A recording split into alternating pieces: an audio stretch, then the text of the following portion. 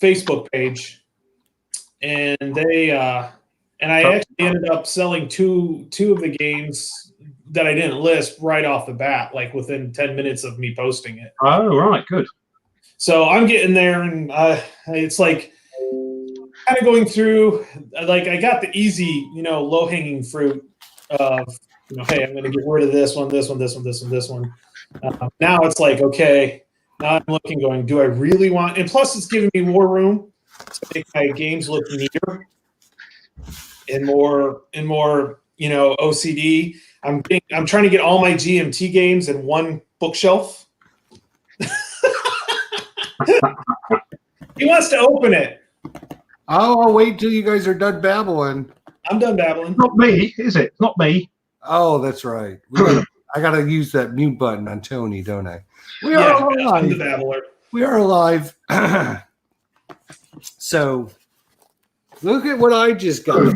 I got to use that mute I button. just literally just walked in and gave this to me like, what, 5 minutes ago? Less than 5 minutes ago? Yeah, less than 5. So, two of us know what it is. One of us doesn't. One doesn't belong with the others. Which one is the oddball out? Which one doesn't belong with the others?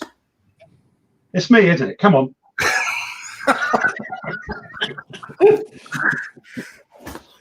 All right, let's open it up. I spent a ton of money on this. I'll tell you, way more than I wanted to. Oh, Let's open it up, though. I packaged those pretty well. Let's see what you did. Oh, my God. oh, for goodness sake. Dan's here. Hi, Dan. No enemies here. Wardrobe's here as well. Hi. Speaking of which, did you guys get to watch this video today? Yeah, you really paid him $1,000? Did you see who is number one? Talk about, well, at least you're not going to be buying games for that $2,000, are you? That you gave Dan. Crikey. I only gave him 1,000 Canadian, which was only like $2. $1.87 US. Yes, oh well. Okay. It was no big deal. Right. All right. Can I get back to opening this? Yeah, open the thing. But anyways, did you guys see that who is number one? Did We you saw see who it. is number one this week? Yeah. Get on with it. We saw it.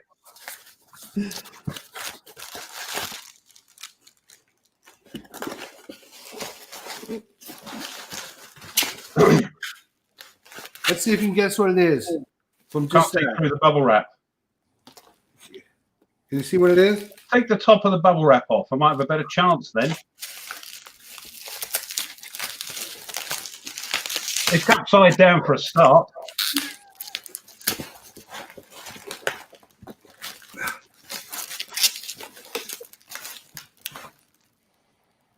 Is that enough? It's upside down.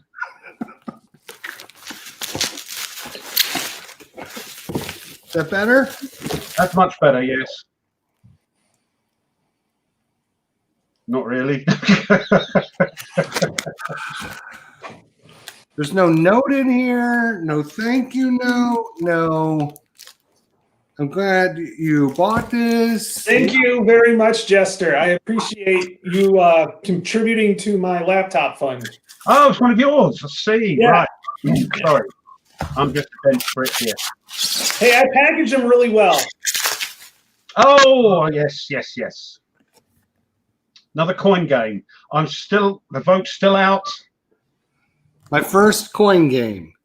Yes. So I posted on our Facebook group saying, hey, I'm thinking about buying a couple of them.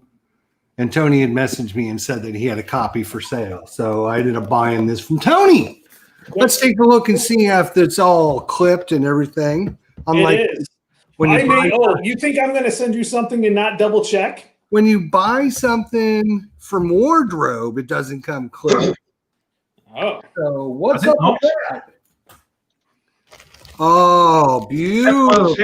Look at that. That's the way wargaming games should come, right like that.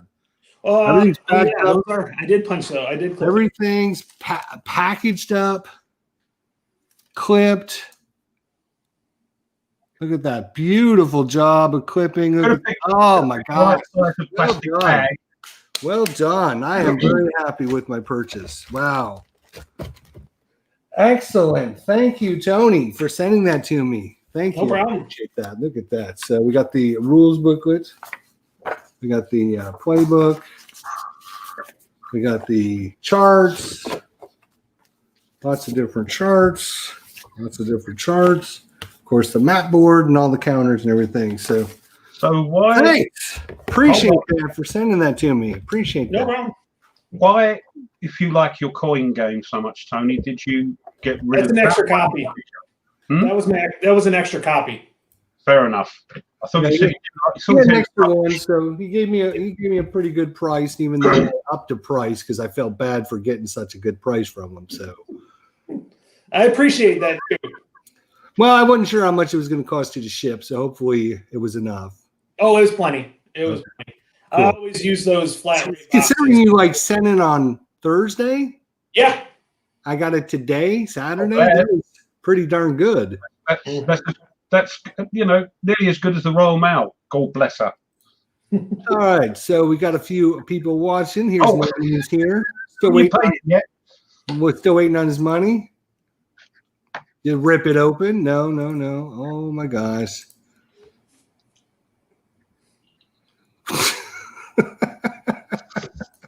Does your wife know about your girlfriend, Dan? Douglas, what's going on? Good to see you, Douglas. Thanks for coming by. We're actually going to have topics to talk about, but we'll talk about this in a little bit. So let's talk about what we normally talk about in the beginning of our show, and that is new things that we've gotten. I got. How do we pronounce this? It's Andean Abyss. Andean Abyss. Andean. You leap off the thing. Andean Abyss. Andean. So this is going to be my first coin game. I actually have another one ordered. Guess which one? Oh, that's Fire in the Lake, I bet. Fire in the Lake, yeah. So I ended up, because you whiny butts, okay? You whiny butts still want to challenge me. I decided to go ahead and buy something else. Yes, something else I haven't got. That'll work. If you'd let me finish. Oh, yeah, sorry. I did leap in there. Apologies. I got the Hunters and the Hunted in Fire in the Lake and one other surprise. So we are getting on our challenge. Oh, good. So get your games out. I don't want to hear any of your excuses about, I can't find my game. I sold it. I sold my game. I like that game. That's fun. I won't sell that one. That one's fun. Well, the Hunters. The Hunters, yeah. Great games. It is. It's obviously fun. Just got this. We also got this week 1960, The Making of the President. I bet I could get my wife to play that one. This is a very good game. It's I don't consider it such a war game. No. But it is it's a very good. There's a lot of complexity going on with things you got to do and things you got to manage, where it's like, I'd like to spend my points on this, but I'd like to spend my points on that, but I don't like to spend my points on this. So you have to kind of debate what you're going to spend your activations on. Yes, Mr. Rough Swordsman Wargamer. This is the chap that said in a very recent stream that you've got to pull in the reins of the buying because things were getting a little bit dodgy. So that was a pre-order. Oh, that old chestnut, right? This is a pre-order.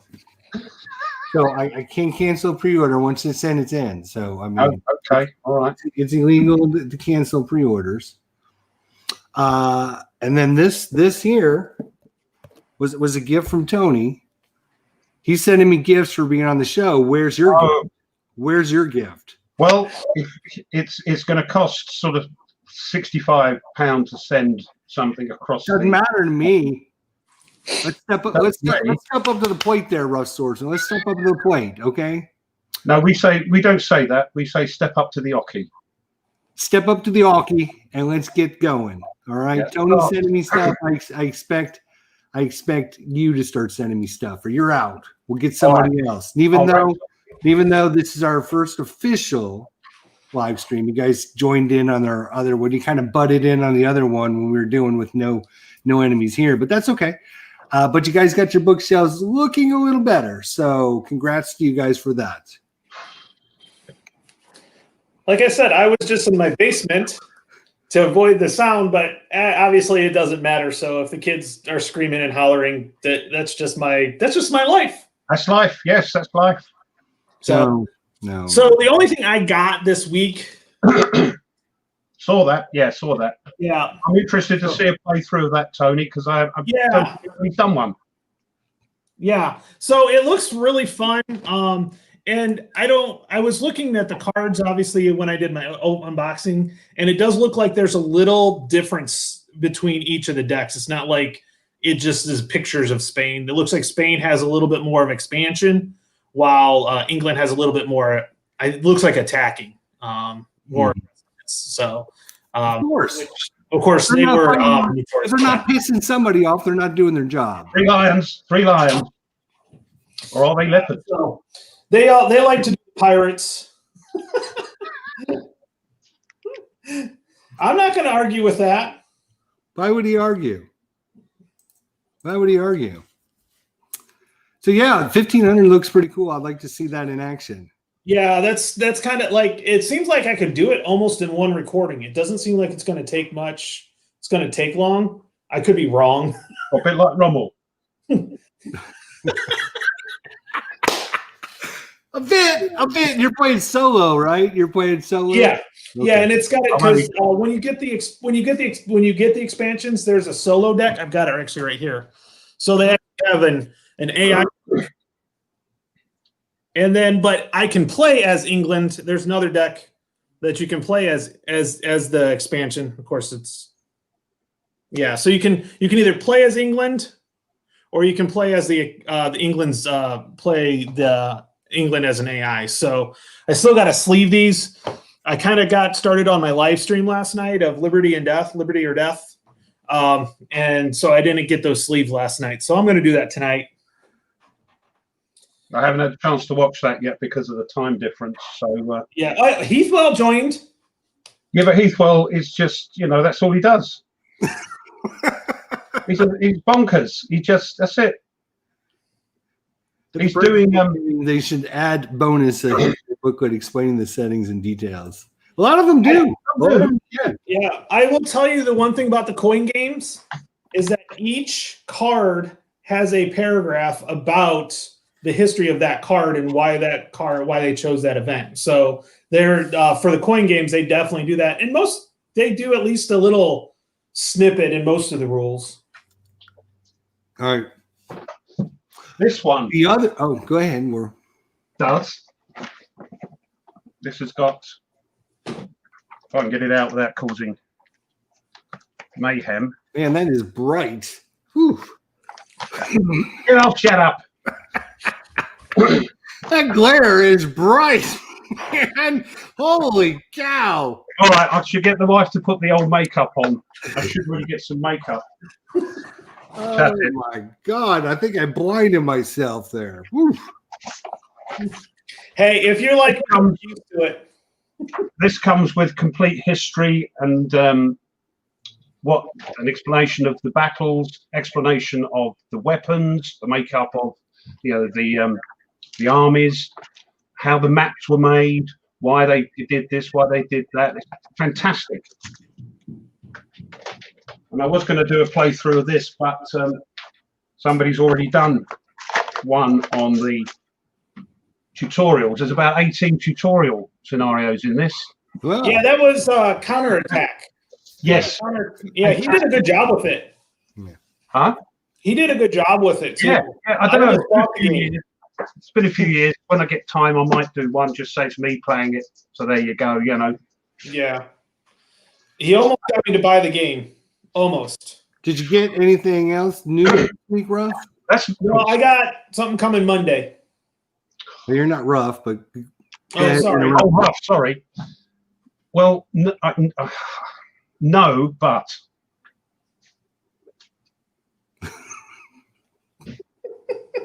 you know that big game you got, like this, 4 letters, Latin.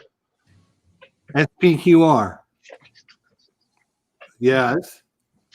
You get Nice. eBay, unpunched. wow, nice. Oh, so The that means it's a box 2018, opening. sorry, the 2018 edition. So it's got the barbarians in it and all that sort of thing. So yeah, that's it really.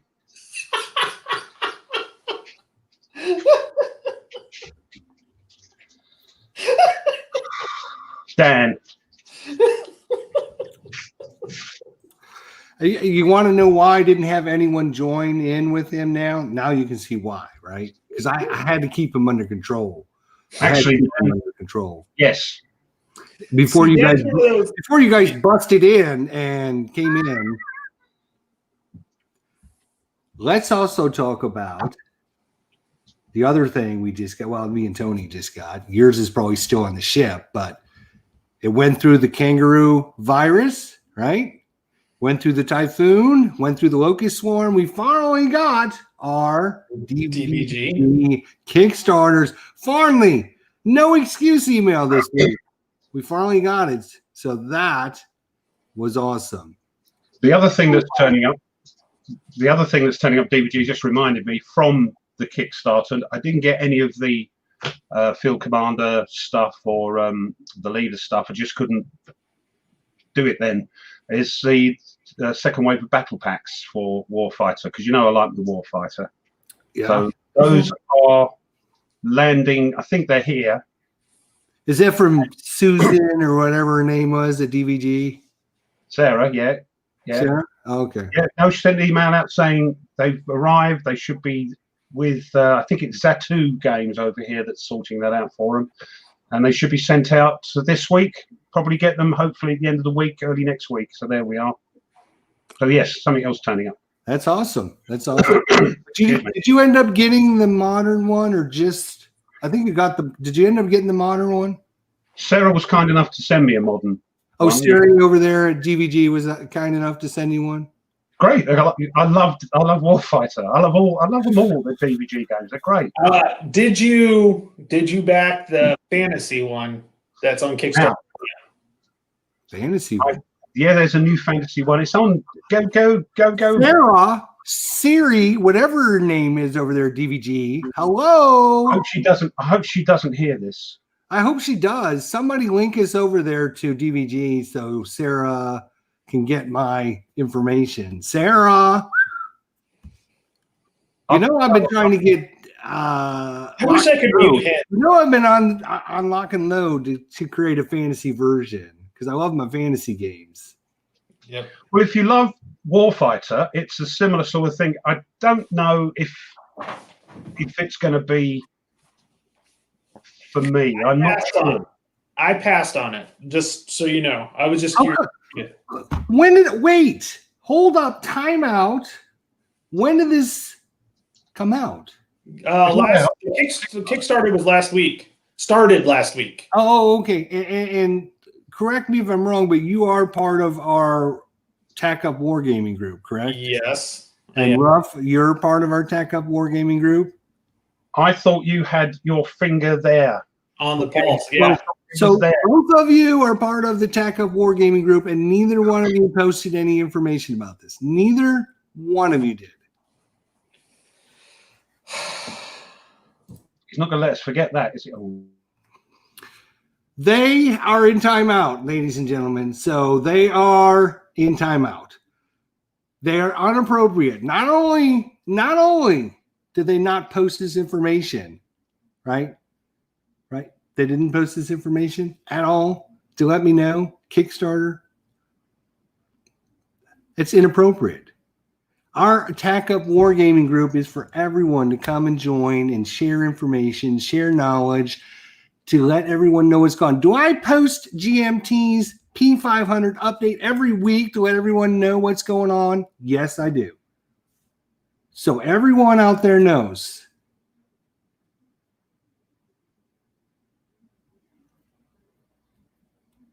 You guys are in timeout. Shame on you. And now watch. I'm going to unmute them, and they're going to have some excuse. You watch. Here we go. My computer broke.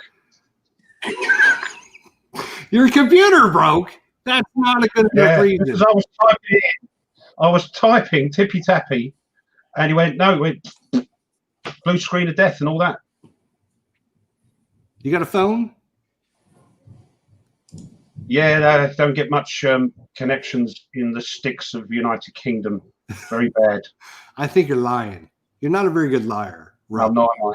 No, you're not. My wife says that. No, I'm not. Not a very good liar. Tony, what's your excuse? What are you doing? He's looking intensely into my eyes. What's he doing? I don't know what he's doing. It's hard He's to. frightening me. Oh, he wants to share his screen. Let's see the DVD Warfighter Fantasy. Warfighter expansion into the world of fantasy. The new era is fully compatible with other Warfighter products.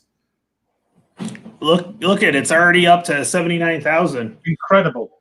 510 Oh, 20. backers. Now I'm not even number one backer again. What's Let's see here. Let's go through here. Anything? I want to see what the stretch goals. That's what my big thing is. There aren't many. There aren't any? No, there aren't. I don't think there are many. There might. I think it's packs. I think they're including packs. There's components. I'm going down. I'm scrolling. Oh, That's an old Western song, isn't it? Scrolling. Something like that. I think that's rolling, not scrolling. But yeah, you have to pay extra for these. Yes, I don't think there's any sort of kicky startery things. wow? Oh my God. Okay, they're getting. Okay, I'm not happy with that. The stretch goals are what make the difference. Yeah, I mean, why get it early? Oh wait. Here they are. Oh, mounted display. Okay, there's more though. You get this guy, Bartok. You get Bartok, the Street sturdy fighter, who joins your group of adventurers. Yeah, I could be in that game. Rough swordsman, the barbarian, Oh, we got Herka, warrior. faithful cleric. I think you can go in as like maybe the jester, or maybe. Oh wait. You are royalty, so maybe they could put you I in. didn't say that. I said I may have King Ruff. blue blood in me. Actually, there's quite a few. Once it hits up 85,000, you get metal coins and discs. Okay, that's not too bad. Yeah, What's that's the, not bad. what was wait a minute? What was the 100,000 goal? Go back. The 100,000 was the Whisper, the Thief. Expands the card count to 345. 25 cards. Footlocker. Yeah, there's a foot locker there. Well, a chest, I think. Hey, and rough shipping $25. It's not bad for DVG. It's not bad at all. Well, considering it's $20 here in the US, it's $5 for what you have to pay. And that's just because of all the taxes. When is it? When do they think it's going to be done? Oh, it won't be out till next year. Let's see here. Oh, where's that usually? Sitting there wanting. It funded in 23 minutes. Isn't it? Bonkers. Go under frequently asked questions. Okay. They're supposed to be bringing out a space one now. That might be of more interest to me. Go to updates. Usually they have when it's going to be like right up in here. There's still 17 days to go, so they won't tell you until I think I saw March of 2021, which means we'll be getting it in November of 2021. Yeah. So you got a year. That seems to be. I mean, I don't know. Some of the stuff definitely does or not. So I'm gonna unshare my screen. So there. Instead of putting it on Tack Up Wargaming, we did a live stream of the Kickstarter. If they say it's going to be done in September of 2021, March of 2021. March of 2021. We're not going to get it before September. Yeah, I said November. September, October, November again. They're that's just 6 more months of emails about how it's been delayed because of. Hey, I'm used to that. I've got 0 liter. So that was the other one. I've back 0 liter. When is 0 liter supposed to? So that ended. And that's supposed to come out. I can never see. Why again? Bruff, did you get 0 liter? No, again, it was just at the wrong time when. Nah. You know what I'm saying. Yeah, I know what you're saying. If it had been, wife was watching your account, you couldn't spend it. Yeah, I got it. February of 2021. So I figure we'll have it July or August of 2021 for 0 liter. At the earliest. DVG, well, all Kickstarters. They're all the same, aren't they? Yeah. But DVG, this constant email every week about some issue that came up. May of 2020. I figured out where it's at. May of 2021. So it'll be December. Oh, it's May? Yeah. 2021. Yeah, so it'll be December. But I'm expecting that. Whenever I do a Kickstarter, and DVG is going to almost. I think they've only had one that didn't fund, and that was that mech game. And then it funded the second time, didn't it? For what remains? Did it? I didn't know, but for some reason it didn't fund the first time, and that was weird because usually their stuff funds like no problem at all. So Dan asked a question back about shipping for me, and the answer, is shipping make or break the deal with the game you want? If it's in America, yeah, I'm afraid so, and I believe it would be Vicky Verkey as well, because of this. I'd love to do. I'm not sure if P500s do a thing that Lock and Load do. If you order through Lock and Load their Kickstarters, they ship it out to a company over here called Second Chance Games. Then they ship it out, so you don't get like $50, $60, $70 shipping costs. GMT do the same, do they? Or do you pay for postage for it to be sent out, or do they bulk send it and then? Yeah, okay, yeah, I know Lock and Load do it, but yes, if I want to buy something from a company, then yeah, shipping across the pond is, as you know, it's daft. Shipping postage anywhere in the world. $25 though, that's not horrible, but $25 for a game that only costs $30 that's £18, and that's a lot of money to send a game. That will cost over here to send somewhere in the UK. That would probably cost £5-6, about $10. So if it goes through Second Chance Games, do you still have to pay the VAT tax? The VAT? It's all done. Oh, it's all done? I think it's all done, yeah. Okay. Yeah, they have this thing called value-added tax, and it's a ripoff. But yeah, I think all European countries have it. So not well. We could get rid of ours now, but well, they know we won't get rid of that. Ooh, yeah, exactly. It's all about the money. They're already getting the money in. Yeah, exactly. Yeah. So, well, yes, it's interesting that they got that. And I didn't get any email or anything from them, and I get a lot of emails from them. Yeah, I don't know. It just doesn't seem. I got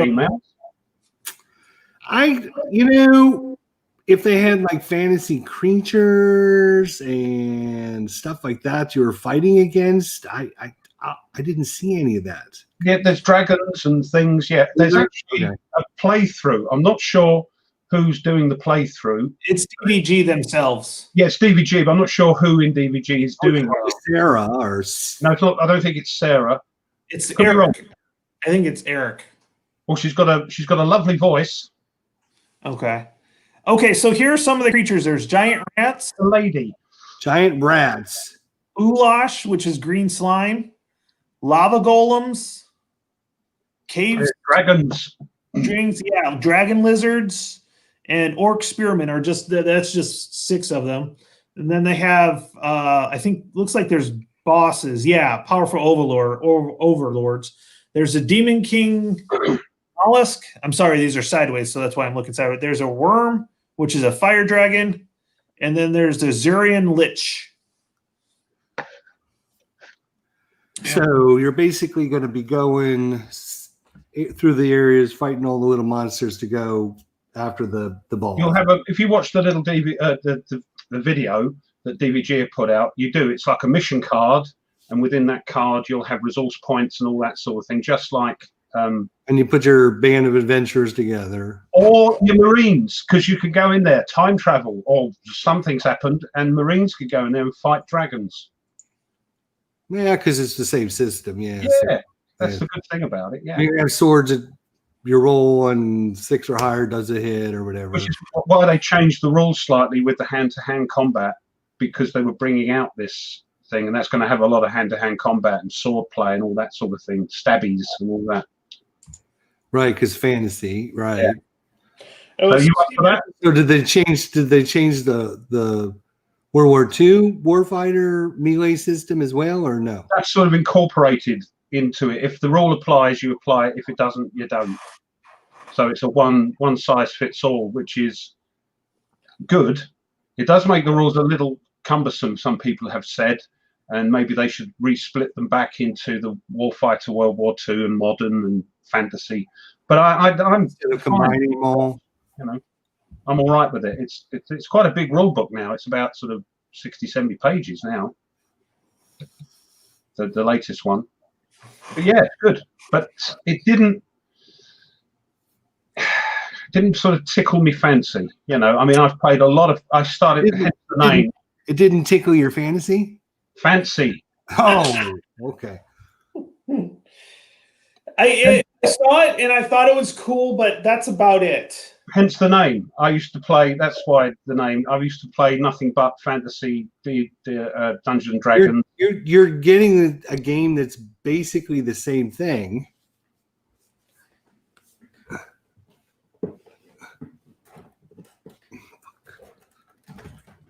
Where's he gone? He's pulling a game out. Basically the same thing, right? Yeah, put that away. Yeah. We're getting that. I mean, so not much different. I mean, it's different system. To what? Than this. What is different? What's the same as that? Warfighter? Warfighter Fantasy. It's the same thing. As SPQR? Yes. In what respect? Sorry, am I being dense? You got swords and shields. Oh, I see. There's no dragons. Last time I looked in the Roman Empire, no orcs. Okay, so instead of fighting the Alate or the Spanish, you just change the name to orc or dragon, lizard thing. You just change the name. That's all you're doing. But you're basically fighting the same thing. Yeah, but the rules are a little bit more different in the great battles of history to Warfighter. Warfighter, the reason I love Warfighter is that, yes, I agree with you, Stephen, yeah. And that people were saying, let's split them back into the old way of World War II, modern and whatever then. But that's why I love Warfighter. Once you get it, you get it. And it's a fantastic forget yourself game.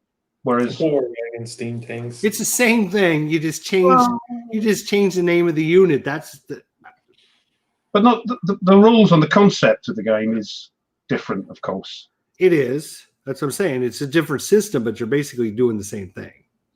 Yeah, I don't know, and I won't know for a few days what the system is for pointy stabby stuff in that game. It's actually pretty good. I like SPQR. I like Great Battles of Alexander. They're all similar. There's some slight variations, but once you get one, you can pretty much get the rest. And I think somebody's done some. Here's the difference rules for each of the modules, because the GBOH, once you get started on it, and if you like it, there's a ton of them out there. And you can find them on BGG. I've got the ones I want. So I've got like the Conquest of Rome or Gaul. The actual game, yeah. I've got Great Battles of Alexander. deluxe version, one with like 500 battles in it. And I got the Boudica expansion, and I think that's about all I really want. I was looking at all the rest of it, and I'm like going, like I said, I'm getting out of that. I'm collecting. I want them all, which is usually, I mean, if you look at my books, the reason is I want them all because they look really nice. But books look nice, and they're not $100 because I always find them at like used bookstores. Yeah, I love used bookstores. Love them. Yeah. Oh, you never know what you're going to find when you walk into those stores. And yeah, I've actually walked out with some pretty interesting books for some of them. Some leather bound editions. I have a leather bound edition of the Killer Angels. Yeah, from Michael Shara, which is the Gettysburg movie. That was what the book was based off. So I got a leather bound version of it, and I got that I found that in a used bookstore and got it for pretty cheap. So that was actually in Asheville, North Carolina too. Anytime we go someplace, if I see a used bookstore, I'm like, oh, I'm going to go in here. I've been banned from them because I've got hundreds of books, literally hundreds of books. To go along with all the other collections you do. Yeah. It's like crazy. every week we find out about another collection you have. We know about the post stamps, the postage stamps. The super fine glass container thingies. Oh, glassware. I like glassware. Yeah, the glassware, the postage stamps, the war games, Books. the books. What don't you collect? Women. Women. Why? Well, I'd say wives. No. Well, I've got to be careful. My better half is sitting over there watching or reading something. There we are. I've got to be careful. But yeah. No, there's I think I've got a compulsive personality that when you get into something, it sticks with you. You may go off, you may come back to it, but yeah, it's crazy. I'm bonkers to live with, I tell you. Bonkers. Speaking of which, yes, I got an email from Decision Games that my game is shipped, and I have no idea what it is. It's a pre-order. He's terrible, isn't he? He forgets. It's a pre-order, but I don't know what it is, so I don't know what they're coming out with. It's not that Hergerton Forest, is it? You said it was a pre-order, right? I don't know. It could be another monster game. I don't know. I have no idea what it is. What is Decision Games come out with recently? I don't know. Is it another D-Day you've ordered, or no? I must have pre-order because I haven't ordered anything for them because I'm cutting back. I'm cutting back. Oh, there's if you buy 1 or 2 D-Day, you get 20% off. I get what? A Decision right now, 1 or 2 D-Day games, box games, you get 20% off. If you buy them, you get 25% off. And if you buy all 4, you get 30% off. Yeah, I saw that. I got I bet I know what it is. What is it? a dog? Battle for Germany. What? It's a dog? Battle for Germany. No. Mexico. Mexico, a Chihuahua? Well, it's a cross. It's what do they call it? Jackawawa. It's a Jack Russell Chihuahua cross. Oh my God, that thing's gonna be. I'm surprised that thing's not jumping all over the place. Oh, he is. He's bonkers. Oh, okay. 2 desert foxes? Yeah. I don't know. Oh, yeah. Desert Battle Fox. for Germany. Battle for Germany. It's a red boxed game. Who did pre-order? Wayne Hansen. Wayne Wayne Hansen did a playthrough. Ah, yes. Something yes. I pre-ordered from them. I had like 3 or 4 pre-orders. One of them came. That was the D-Day. And the D-Day quad. But there was a couple more that I had in pre-order. So I don't know what it is. So we'll see. Might be I bet it's Battle for Germany. Wayne Hansen's done starting a playthrough. I don't think that Battle for Germany was on a pre-order list. Oh. Not within the last couple months, because Then within the last couple months. Let's talk about coin games. So, I've been spending a lot of time looking at videos. We watching Tony doing his live stream now. What do you think about live streaming, Tony? I actually like it because then I don't have to wait for it to upload. Like, It's very nice, isn't it? yeah, and I was using. I told Heath, well, I actually used the OBS software, but I have to run it because why I need a new laptop is my other one takes like an hour to just load up Vassal. Oh, blimey. Right. It's let's see. My boys are 8. I got it a year before, so it's like 9 years old, and so I'm using my laptop. But so I have to run everything off of a external drive, so it's a pain in the ass. So, but I tried it last night. I was like, hey, this is easy. I don't have to upload it and record it and take space on my on my computer or anything. You didn't record from your computer. Yep. Yeah. We did record from your computer.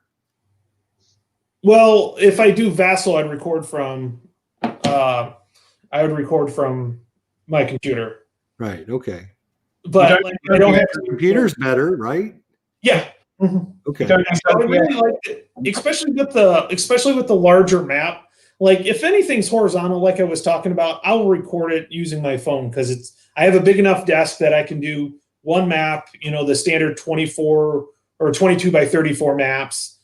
I can do those easily enough, but those vertical maps, it's so hard to record with my phone.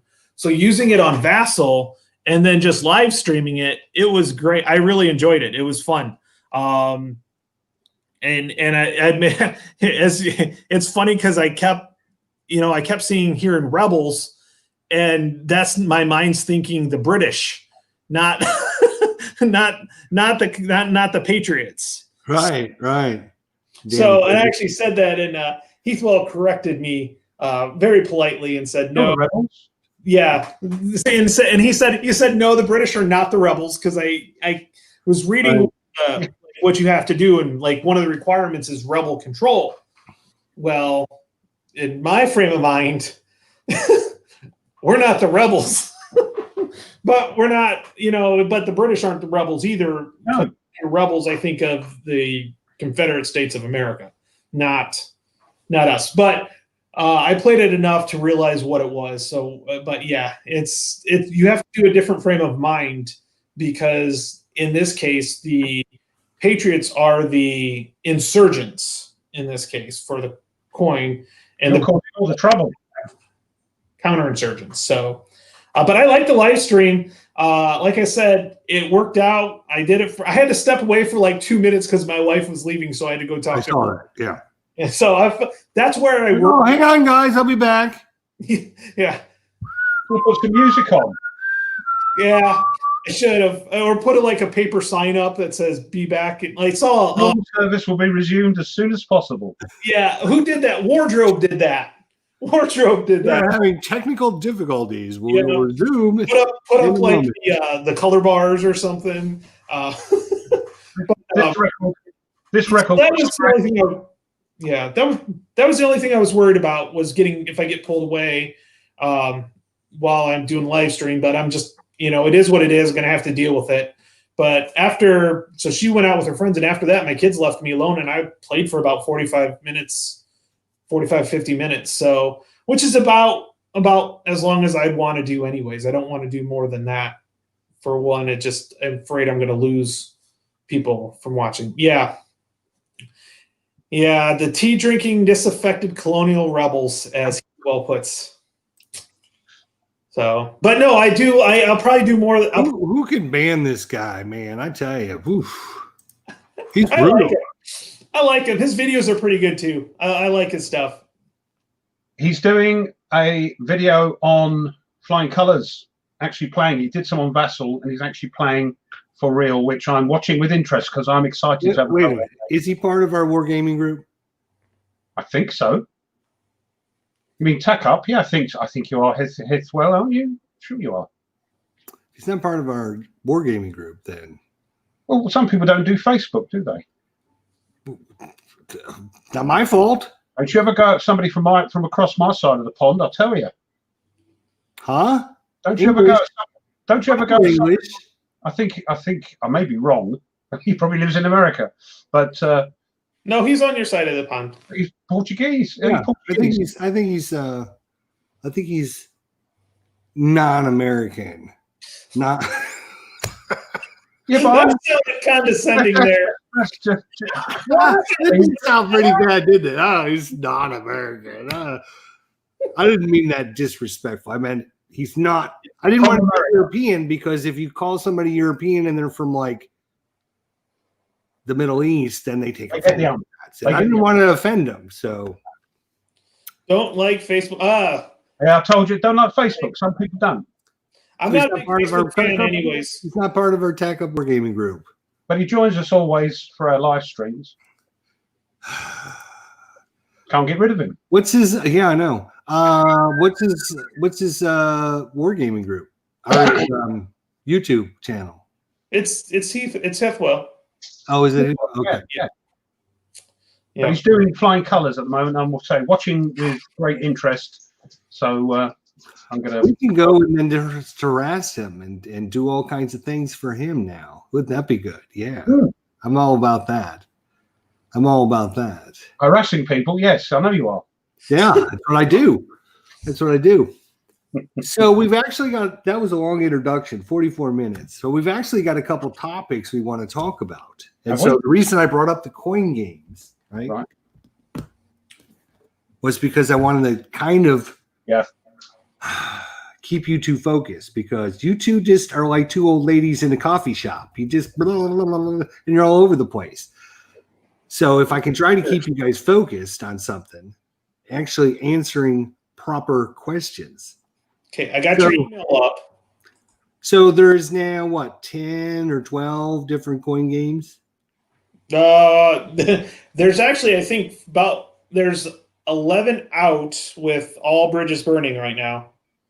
Is that 11? Or more on the way. So 11 falls between 10 and 12. Yeah. Okay, so no, I was just going to say there's thanks about for verifying that. I appreciate that. That's a great job. You did not let it. Good job, Tony. Wow. There's So 4 in process. while we start again, there's between about 10 and 12 coin games Produced, yes. And so I got to thinking, because recently, I posted on the Tech Up War page. I'm looking at a few of them. A couple of them are out of print you can't get. So they're a little bit harder. And I was looking at some of the other ones. I've been watching some videos, and I get a lot of comments about this one is better than this one. My monitor just literally just went off. It's back. I'm okay. And comparing the ones. So all games of this system basically have the same core rules. Mechanics, yes. Mechanics. Okay, we'll call it mechanics. But yet some are highly rated, while other ones are not as rated as highly. And I got to me to thinking about just game systems in general when you're talking about card-driven games. If you're talking about like for example, card-driven games. I played World War II Barbarossa de Berlin, right? You also have Paths of Glory, which is a card-driven game. And World War II is, I would say, much more popular than World War I. Probably 75 to 30, 75 to 30. Wait a minute. That doesn't even make sense. 75 to 25 in favor of World War II over World War I, right? But yet, Paths of Glory, even though it's the same system as Barbarossa to Berlin, same system, Paths of Glory is rated so much higher than Berlin to Barbarossa. So I've been thinking why and how these games have the same mechanics. They might not have the same theme or whatever. Why some games are rated super, super high while other games are rated not as good. So, Ruff, why don't I give you your chance to give me your opinions before I tell you you're wrong? I'm going to self-mute. He's going to self-mute. Go ahead. What's the question?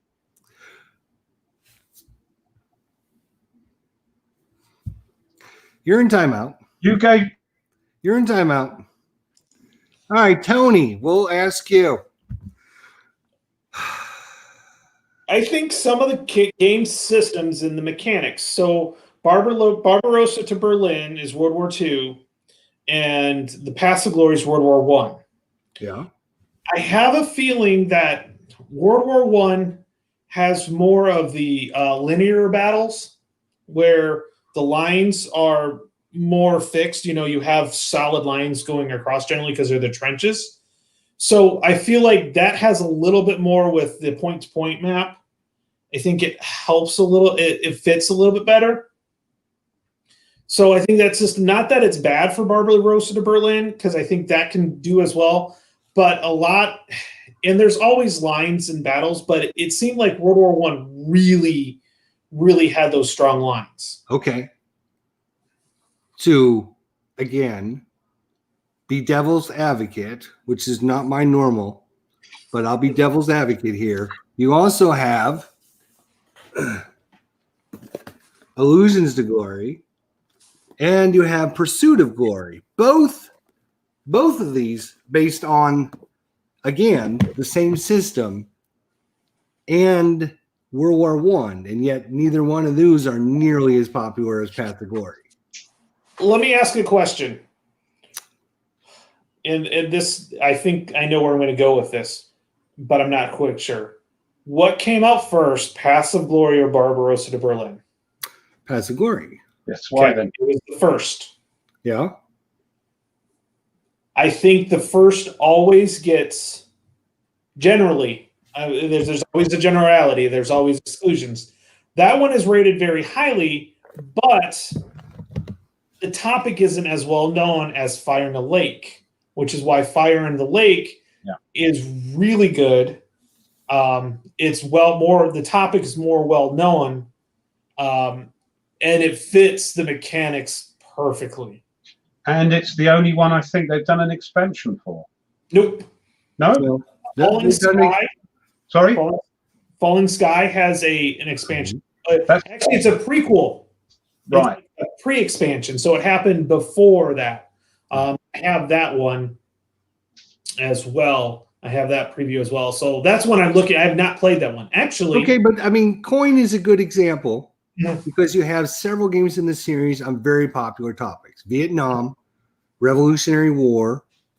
Let me think of what the other one is. You've got Castro. Yeah, I mean, it's not as really as popular, I don't think. But I mean, there's several that are very popular topics, but yet Fire in the Sky, most people say it's very good, but it's basically the same games as the other with a different theme. So you would think, well, this one is themed, but yet when you compare that to other games. So the main question, Ralph, for you to catch up, okay, is if you take a game system, whatever the system is, whether it's card-driven games or coin games or hex encounter games or whatever, and you produce different games that have the same mechanics, some are rated really high while others are not rated as high. And I'm wondering what makes the difference between those games that are rated really high and those games that are not rated really high. Right. I've done some research and I've got some notes here. So okay, we've got a few moments. I don't know why some games that have the same. No, I'm being serious. I don't know why some games, when they come out with a system, do better than others. You would have thought that Barbarossa to Berlin, or what's it called? Yeah, I mean, being a World War II game would be the most popular. Correct. But in fact, the most popular game in that system has been Paths of Glory for yonks for years. That could be, as Tony said, that it's the first in that system, and people do like to collect the first game in that system and have a fondness for it, even if they haven't got as much love for the subject, for the topic, as they would for another one. And as you said, Fire in the Lake, Vietnam does, especially for you guys and for some of the Commonwealth, ring certain bells and just scratches that itch. Whereas others, like Cuba Libre, which, as Julian has asked, is, I've been told, the best coin to start with because it's small, isn't as popular because it's a very narrow sort of interest. You know, Castro's attempt to control. It's actually, it is the easiest one to play to learn. So I've been told. Okay. I played it 3 times. I think, and this is just open discussion because I just was thinking about this, you know, and it just trying to keep you guys focused on a subject is half the battle. Squirrel. Yeah, exactly. It took us 45 minutes. I asked a simple question in the beginning. What new games do you have? And it took us 45 minutes to go over that. Anyways, focus. Sorry, Dad. So the one that just came out, Gandhi. Okay. Rated really, really highly by everyone. Again, some obscure theme. Well, it's not. It's a huge theme. It's a big thing that happened. It is obscure in American history. You know, when we went through school, you don't teach what happened to India. You know what I'm saying? Do. Maybe over there in Britain they do, but they don't do that over here. You buy more games than us, so that's fair enough. But so if this one is popular because it's got an obscure topic, a lot of the other games that Coin does is obscure topics, and they're not rated as high. So why would this one be rated really high? Gandhi's a romantic figure, and I think everybody loves a romantic figure. Whereas Caesar's not? Huh? Caesar's not? Is there a Caesar? Which Caesar coin game? Isn't there? That's the Falling Sky. Barbarians. It's Caesar versus the Gauls, right? Yeah, and the Barbarians. Yeah. Okay, and the Barbarians, right? Over in Britain, because Britain's causing more freaking problems as usual. No, that's the Gauls. That's France. Man. No, that's France. Yeah, that's France. Yeah. Okay, so why is this? You know, okay, Gandhi, obscure topic. No other game really covers that. Romantic, and it's rated really highly. Yet some of the other coin games that do these obscure things are rated really not as high. I would say not poorly, but just not as high. And it's interesting to me that games that are on the same system you would have thought would have been use the same mechanics, use the same umbrella for rules.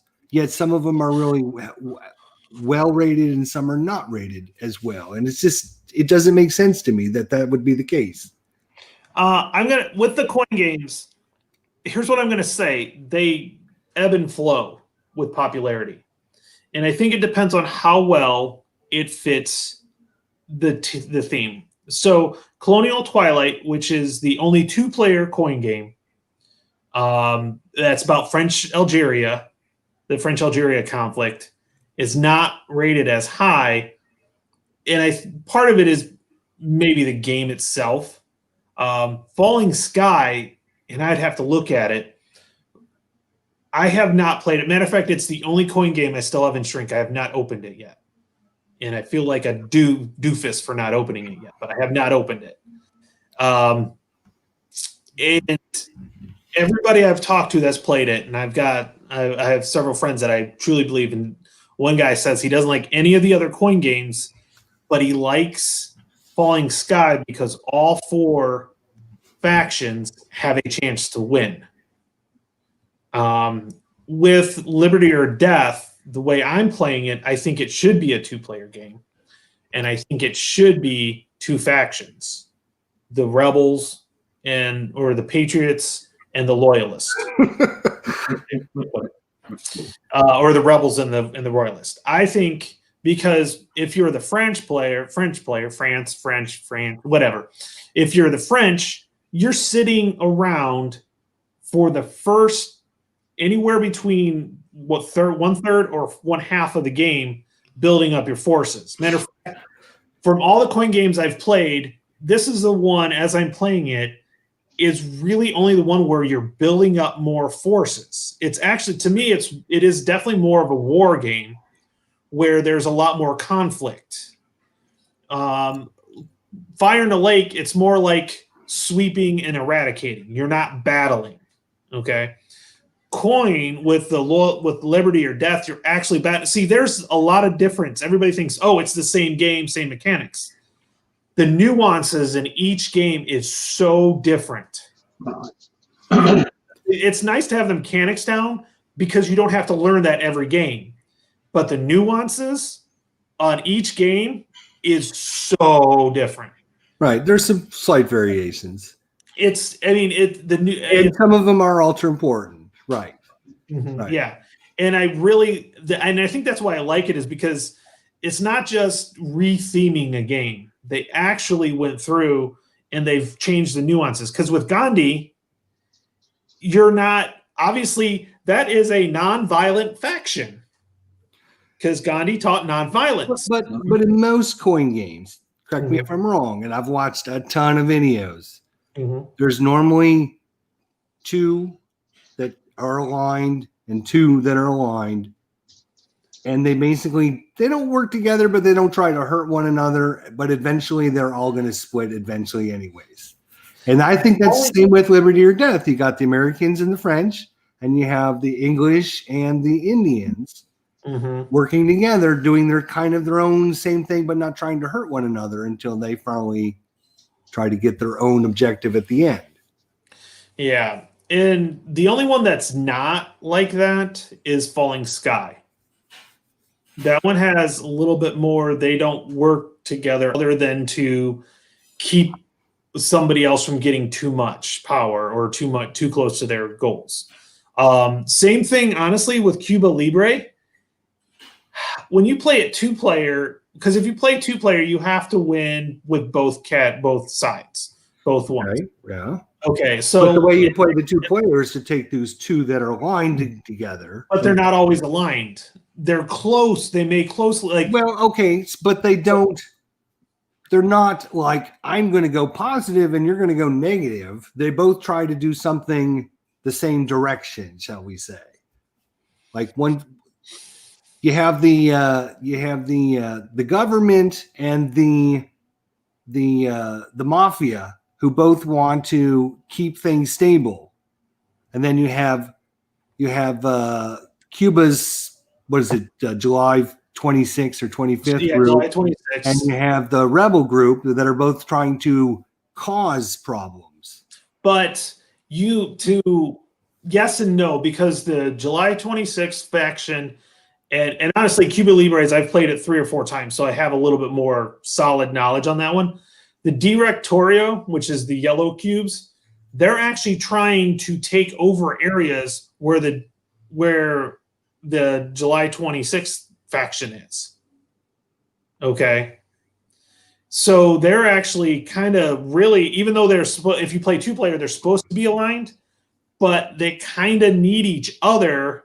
They kind of have to step on each other's toes, because if they don't, neither of them will win. And then the government or the mafia, the gangsters, would actually organized crime would actually win. I know I'm being quiet in this discussion, but I've never played a coin game. They don't seem to interest me. It's blocks. There's some blue blocks. There's some yellow blocks. Oh, I've got more yellow blocks than you. I could be wrong. That's why I'm watching your streams to see if I can be convinced. I'm not convinced yet. Well, we're gonna come back to that, because that's going to be our second discussion. But let's look at what do we have here. So interesting discrepancy from Thoroughford. Thanks for coming by. Jillian says Gandhi is huge in British historians, of course. Perhaps it's got something to do with suspension of disbelief in the sense that a game system might realistically portray a flow and tactics of combat in one setting, whereas it might not be as immersive in another. I agree with that. But, I mean, I don't know the answer. I'm not giving you an answer. I'm just trying to figure why some games are really popular And There's I'm a not game right. design weekend going on, ComSim Jam. Tweet at ComSim World Jam, and there's a theme is coin games and design a new game using the pieces of one of the published games, Mass and Pieces. That's interesting. I didn't know about that. He would, of course, be able to put that on our Tack Up Facebook group if he would join fucking Facebook. I don't know what he's doing over there. Let's see what Steven has to say. I think game systems can go one of two ways. They either improve and refine, and so people like later iterations, or game systems get bogged down with extra rules and complexity. And I tend to agree with that as well. And maybe that's why Paths of Glory is rated so much better than the other ones, because if you look at Illusions of Glory or Pursuit of Glory, as opposed to Paths of Glory, Pursuit of Glory, they do have a lot of extra rules and a lot of extra units and a lot of extra manipulations and special things that happen during the game. So maybe that could be a reason why. I think it's an interesting, we're talking about specific coin, but I mean, this goes with any game. If you look at East Front games, if you just took Hex Encounter East Front games, there are some that are really, really popular, and then there's some that are like, I could take it or leave it. I don't really care. And then there's some that are like, no, I don't like that game at all. But some people will, and that's the thing. One man's meat is another man's poison. Well, but I'm talking in general terms. What makes one game of a game system highly rated and other games of the same system low rated? Like if you take Mark Semenich's, he's created many different games, basic same system: Normandy 44, Holland 44, Stalingrad 42, France 40. What was the other one? Ardennes 44. Ardennes 44. France, basically there's some variations. Obviously, with Holland, you're going to have airborne drops. You're not going to have that in Stalingrad. So there's going to be some differences in the rules here and there. Some of those are rated really, really high, and people love them and play them all the time. And then there's other ones like France 40. I thought about getting France 40, but nobody seems to think that's a good gaming system. Isn't it being done, reprinted? I'm not. Yeah. Compass, I think, It was the first one out, wasn't it? Was it his first one, France 40? I don't know that either. And maybe somebody in the chat will let us know. Let me go through the rest of the. All right. Which one is most popular in the 40s, X40 games? Simonich games. 44, I think, is probably the most popular. Which one? Normandy 44, I would say. Not Holland? That's the new, that's not even the newest, because Stalingrad. I don't know. But if you look at longevity overline, I hear more about Normandy 44 than I do about the other ones. Unrealistic flow of events. Hey Jay, how you doing, buddy? Good to see you. All the coins are like that. He's following me. He's giving it a shot. Yeah, and Steven says that they might surprise you if you pick one up and start it. Jay says he purchased Liberty or Death, most of the theme and the slight battle war game aspect. Other games of the series besides Fire of the Lake doesn't interest me at all. So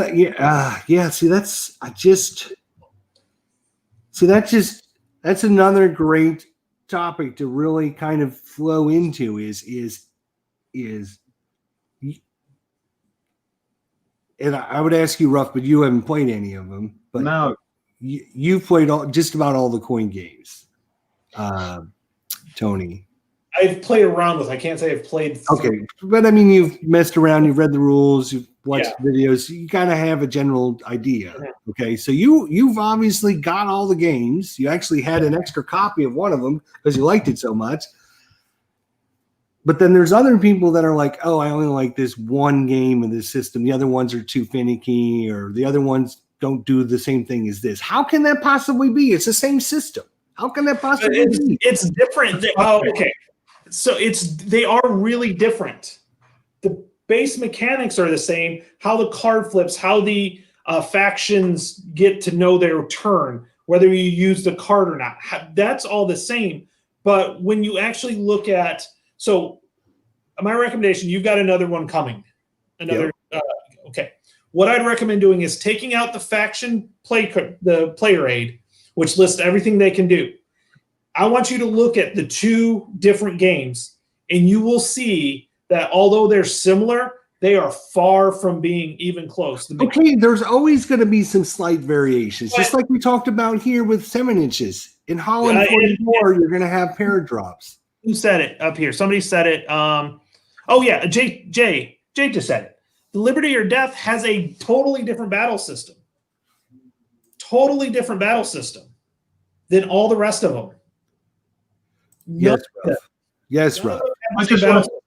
But he says he's picked it because that tickles his doodahs, whereas something else doesn't. They are very narrow, very specialized subjects.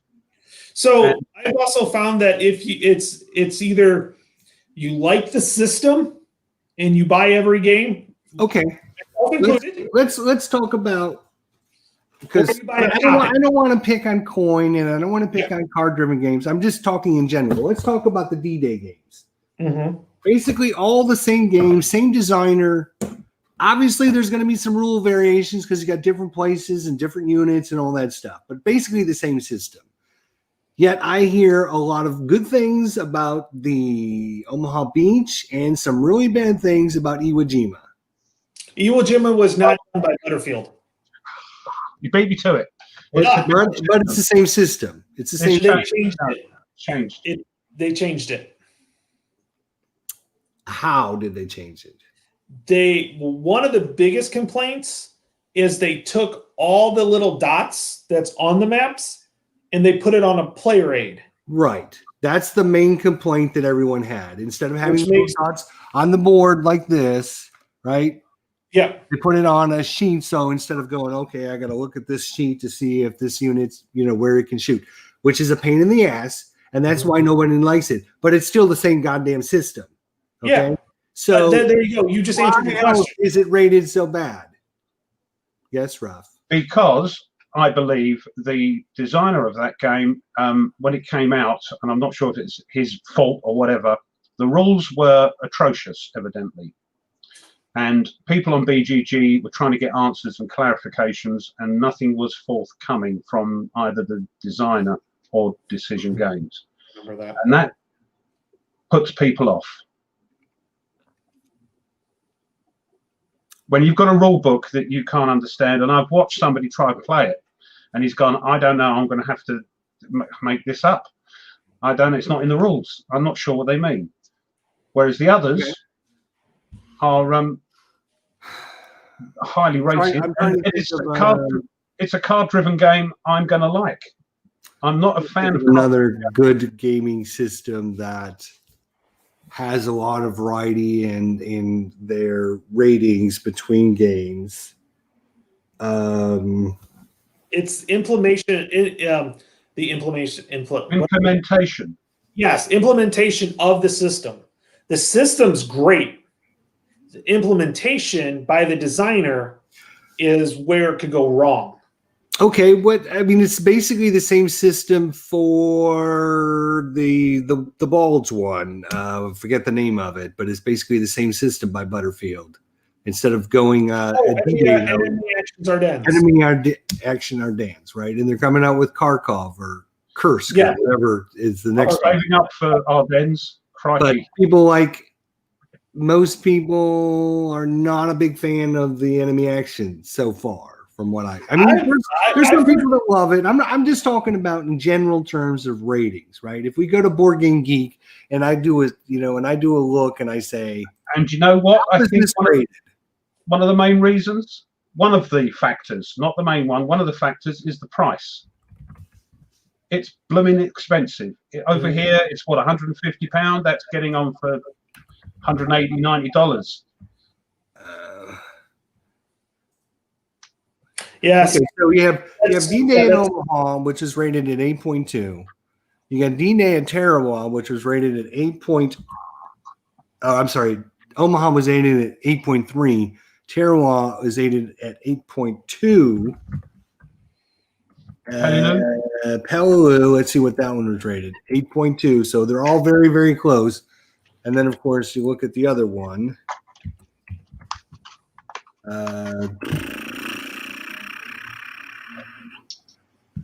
D-Day at... He won't you, huh? oh, there it is, way down there. 6.8. So big discrepancy between the other ones. It's the card. I'm telling you. I'm sure it's probably something like that. That's the only thing that's the big, and the rules most likely as well.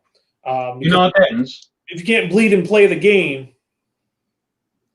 from the rules. Did you say bleeding, Ben? Yeah, I did. Oh, you went all grit. Oh, you went all British on us there. I'm an Anglophile, so. Also, people were moaning about. I know Decision Games have. They're thin. They're even thinner, I think, than the thin ones. And I think people were moaning about that. The price. I still want to. People do like it though. The things I've heard is that it's a good game. It took off because I think it's supposed to be less expensive, and it's on pre-order. But why? I think there's less. I don't see, if I remember right, Ardennes has like 3 maps, and you've got the solo, yeah, solo 2-player. And another solo. Both sides, and then a 2-player. And you have to have a different map for each one. And honestly, they should just pick one side. But, maybe that's why some people like it, is because they could solo either side. Yeah, and that's what's attracting me. Mm-hmm. But that price is not. It's said, again, about the Dark Valley and the Dark Sands. Similar systems, same system. But Dark Sands is the one that appeals to me. The Dark Valley is a huge, loads of counters and things. It doesn't appeal, even though it's an Eastern Front, it doesn't appeal as much as the Dark Sands does, because I quite like North Africa stuff as well. So I think it's just a matter of taste, a matter of what rocks your boat, Well, if it was a general, just matter of taste, right? Then some games you would think would be rated a lot higher. AKA Barbarossa de Berlin. A lot more people are going to be World War II aficionados than World War I aficionados. Maybe World War II aficionados are focusing on other games that they like, whereas World War I, there aren't as many, I don't believe, games as there are World War II. And they've got a system that World War I aficionados like. I don't know. I'm just trying to think of reasons. I don't know either. I don't have an answer. It's so interesting that some games based on the same system. Yeah. Like I said, there's some games that have already been republished coin games, two or three times, and other ones are still waiting on their first reprint. So, but Barbarossa one must be popular and have its sort of diehard fans, because they put the map on the other side of which one was it? The mounted map. Yeah, it's on the Dark Valley. Dark Valley. So there must be people. Why do that if people don't play it? Well, it's because by the same designer. So yeah, well, they could have put a mounted map of one of his other France 40 or something, or Ukraine 43. Well, they could have. So there must be people that like the game and are fans. They wouldn't do it otherwise. It costs money. Why do it? Well, Steven says game availability has something to do with it. Panzer Glory has been reprinted often. True.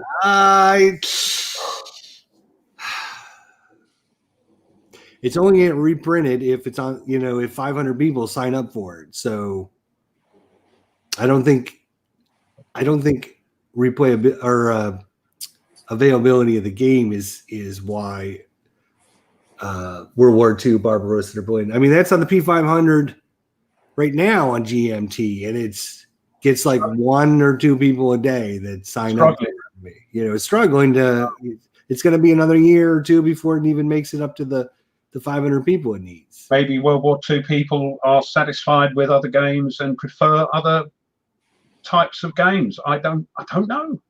There are a lot of, so I would call that what, grand operational, grand strategic. So there are a lot of other like grand European scale games out there for World War II. And like you said, for World War I, there's just not much out there. So people are going to gravitate toward, like, even though you would easily say 75 to 25 against World War I, well, that 25 is a strong 25. And once a few people get it, and then like World War II people try it, they're like, oh, this is really good. So they go to it as well. But like, so if you would say like a grand strategy, you mean you've got unconditional surrender. That's a World War II grand strategy, grand operational. You've got what's the Totaler Krieg is one. So there's a bunch. Yeah, I mean, yeah. So that could be it. Also, could be. People aren't trying it because there's other options out there. Okay, I mean, and there's probably no right or wrong answer. No, of course there isn't, because everybody's different. That's why we have a discussion, because I mean, we're not going to go and ask Siri and get an answer from the internet, or something like that. But I really, it's for us to ponder the reasons why, I guess, But I just think it's interesting that, I mean, some games you can go and look at and be like, oh, wow, looks like a really good game, which kind of goes to our other discussion we were going to have, right? So this question, I sent you guys. Did you not get my email? No, I got it up. Look, okay. I told you, I've got my notes here. I sent you guys email saying what makes a good war game. What makes a good war game? So we can have in our opinion. In your opinion, right? Exactly. So when I ask the question, I don't need to have. What are you talking about? Every time we fall for it, every time. What? I didn't get this memo. What am I looking for? So this kind of leads into if you watched Nathan Wise Guy. Love his channel. Okay. If you watch his channel. Aussie as well. A couple weeks ago, he did a video on wargaming on Board Game Geek, showing the actual games that were in the top 50 for the last 5 years or whatever with that. All right. And there was pretty much the same games that were there from the start to the end, basically from when they came out until the end when they fell off. So the question is, are you ready, Ruff? Yeah. What makes a game great and puts it in the top 50? For me. Right? Not generally, for me. For you. No, let's talk about generally. They can't. Not for you. What I'm looking for. It's Ruff. I know you're royalty and all, but this isn't all about you. Okay? Let's talk about everything. It's about everyone. We're here for the community. We're here for everyone watching. We're not here for you. But what I think makes a good war game might not be what Tony thinks makes a good war game. And what you think makes a good game top 50, not for you, but for the general public. I'm a clue. I'm asking you for your thought about it. I'm just not asking you what makes a good game for you. I'm asking what makes a good game for the public. A good game for the public, and why it's at the top 50 would be things I thought of, things like there would be a good narrative to that game, which people can lose themselves into. Historical accuracy, I don't think is important. Some people think historical accuracy is important, so that's another factor which might influence people's choices. Components are important. So if a game has good components, you're going to be sitting playing it for a couple of hours. You want it to look nice. You want to look at something nice, yeah? So that if you look at the top games, possibly component quality is going to be a factor. And very important, and is often neglected, and one of the most moaned about things on forums are rules. Whether or not they are well written. They're normally written by a person. I'm going to. Okay, hold on, you started, so I'll finish.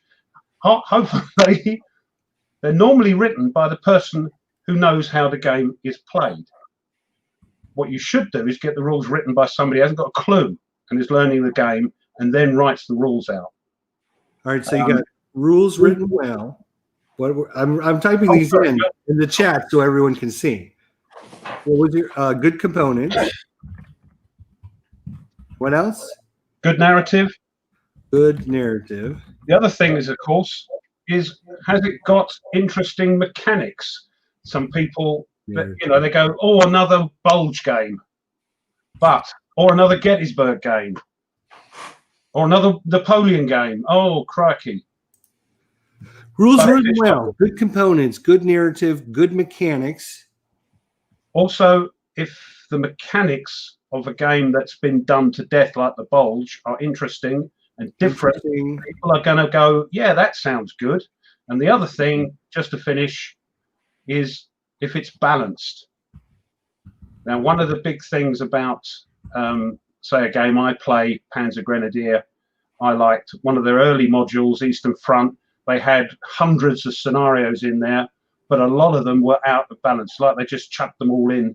And so one side has not got a chance. If both sides have got a chance, or the opponents have got a chance to equally win because of their play, then that's a factor as well, I think. And that is it. And I'm going to shut up now. Tony. What he said, or what he said. No. Okay. No. What he said? What he said. There we go. No. It's kind of hard not to go against with what he says, but the playability in general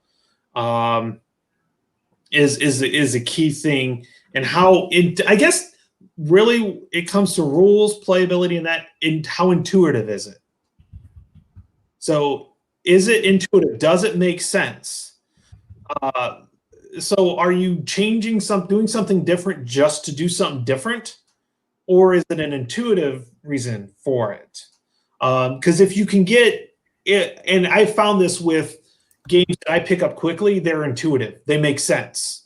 Oh, this is why you do this. Oh, once you play it out, you're like, oh, okay. You get the intuition. It's intuitive. If it's just I hate to go with what it shouldn't be, but I've got to say this. If it's Chrome for Chrome's sake. We know a few of them. Yes. Don't put a rule in there just to do it because it's different. Just because different does not mean good. But I mean, really, and then whatever. I mean, also what Ruff says is I would have to be right there. Is the rules or how they're written, how's the theme, or how's the narrative. That's what I love about the war games is the narrative, and I could care less if it ends historically or not. No. And honestly, if you're playing, Rommel. Oh God, don't even start on that one. But to me, it's really one of those things that to be in the top 50, it's gotta, like, in general. So if it's a war game that needs in the top 50, it has to also appeal to a large group. How do you do that? And that's where, so somebody wrote on here, who was it? Oh, Heathwell, Undaunted Normandy. By all means, I call that a war game. Yeah, it's a deck builder, but you still have to roll dice. You still have to battle. There's still strategy involved with it. And it's top up there. Its appeal is really, really well. Now, am I going to say it's the best war game ever? No, because I like other stuff too. But is it a really good game? Yes. And sorry to interrupt, and a good game to introduce non-war gamers into. And what's his name? Marco got grief because he said, you know, having a go at Grognard's and this game. Yes, it's very poppy. It's very lightweight-ish. But then Warfighter is. And I love that. And there's nothing, and that's another good game. The thing with Undaunted, it's a 2-player game. There is a solo variant, I think. So if you and somebody else who's not played a war game before, you can say, try this, see what you think. Warfighter, mainly a solo game, but a similar sort of thing. So yes, Undaunted undoubtedly is a war game. People shooting at each other. It's a war game. Okay. Sorry. That's all right. No, that's I totally agree. But yeah, what are the top 50 war games? Or what's the top 5 war games? Do we know? Maybe that gives a better clue of why they are the top 5. Paths of Glory, Twilight Struggle. Let's see, Lord of the Rings, 2nd edition. Is that a war game? There is fighting.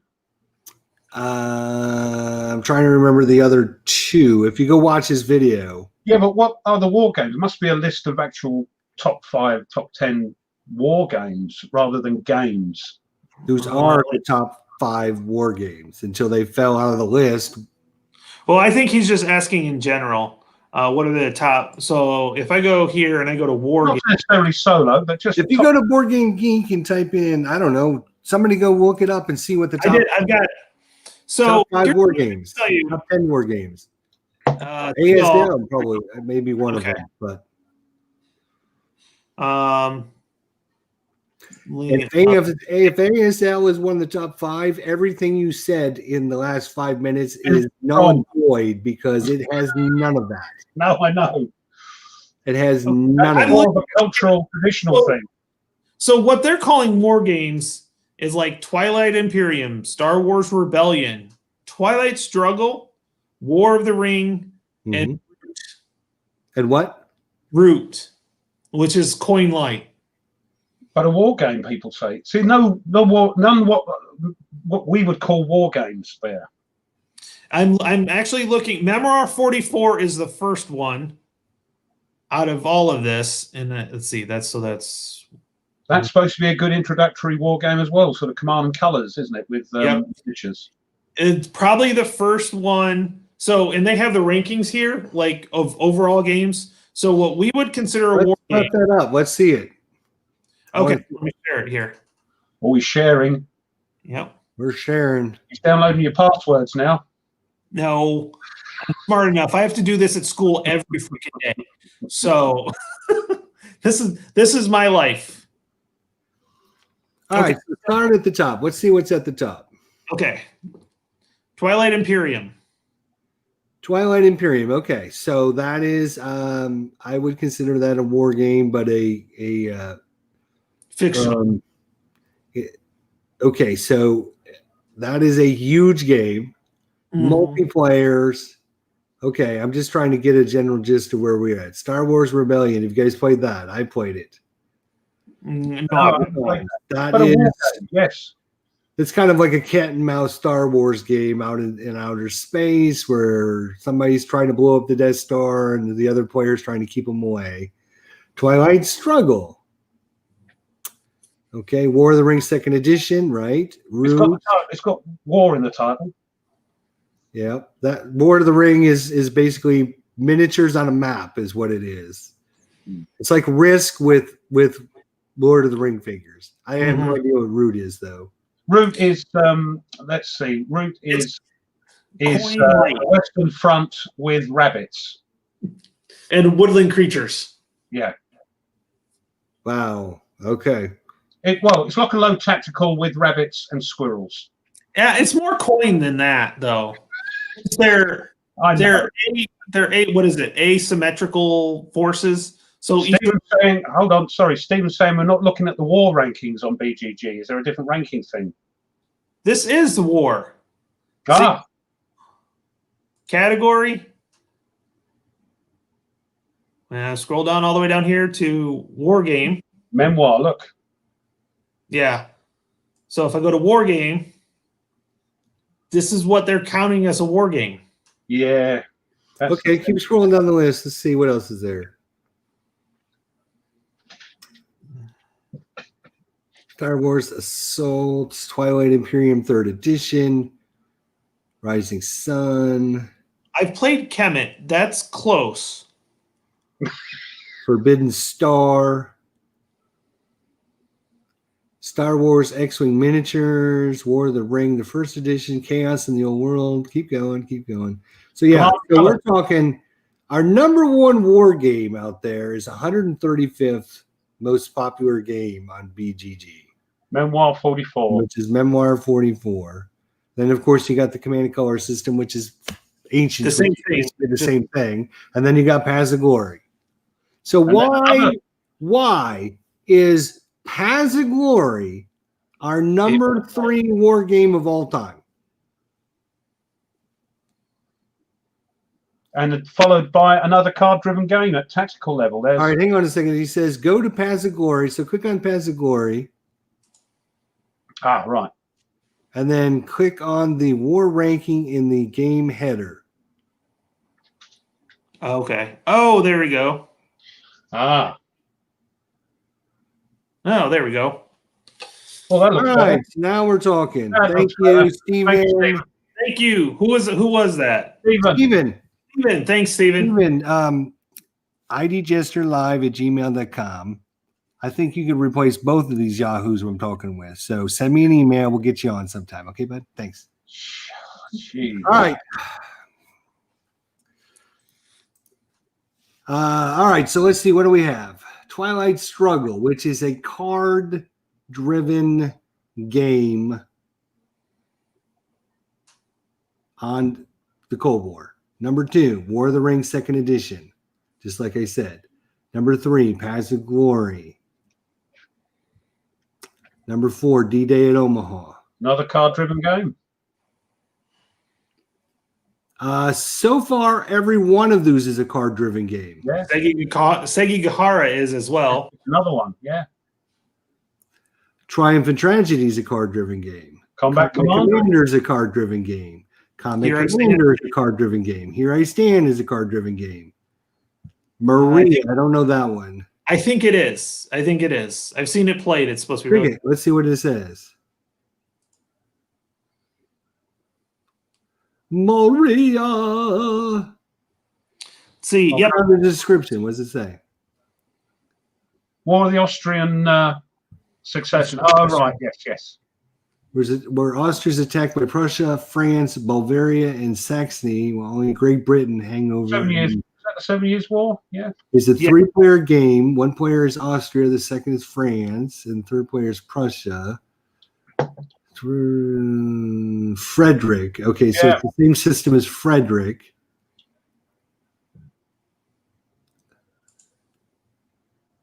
Okay. Let's go back to our list and see. But Hethwell has just said, look at the numbers. The numbers have dropped dramatically from tens of thousands to thousands. Look. Voters, yeah. Yeah. Maria, where's Frederick? Where's Frederick? He's here. Look. Hang on a second. There's Frederick. All right. Command and Colors Napoleon, another card-driven game. And then the first one that's not is Advanced Squad Leader. So every game above that is a card-driven or has mostly card mechanic involved with it. The first one that's not a card game is Advanced Squad Leader, which has got absolutely nothing that we talked about up until this moment. It doesn't have good rule book. No. It doesn't have good graphics. No. Hang on. What's after that? Fire in the Lake. Okay, so we got our first coin game and what is that? 13. That's pretty good. Then you got Root, Virgin Queen. Cards. Cards, yeah. Hannibal and Hamilcar. Hannibal, Rome, and Carthage. Empire of the Sun. So That's card driven. besides ASL, is there any other hex encounter game? Napoleon. Nope, that's. Would you consider? Oh, here we go. Card driven. Here we go. Unconditional Surrender. That's the first, other than ASL, that's the first non-card driven game. Unconditional Surrender. And that's newer. Yeah, 2014. I have it. It looks really good. It's supposed to be a very good game to play. It's the grand strategic operational level. It's pretty cool. They're actually doing just the Western Front one where there's like multiple maps for each kind of campaign. So it's like campaigns of the Western Front. So I'm kind of curious about that one. Conflict of Heroes.